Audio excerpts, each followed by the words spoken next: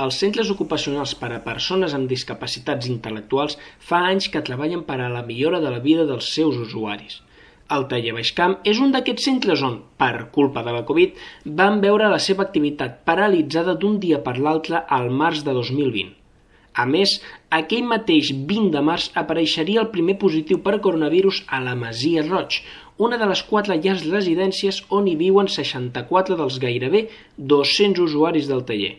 Mònica López, en aquell moment directora de l'àrea d'atenció a la persona, va tenir que dirigir la situació aquells primers mesos d'incertesa. En aquell moment, clar, no teníem EPIs, vam tenir que, justament nosaltres, com som una entitat gran, vam poder demanar al Centre Especial de Treball que teníem mascaretes, teníem pantalles al servei de jardineria, es van buscar la vida. Nosaltres al Centre Especial de Treball treballàvem per Virgínies, teníem un munt de mascaretes d'aquestes alimentàries, ens van poder donar, però realment en aquell moment sí que vam estar molt sols. Mentrestant, tot el personal del taller es volcava en les llars residències per contenir la infecció, la resta d'usuaris van ser enviats a casa per guardar el confinament.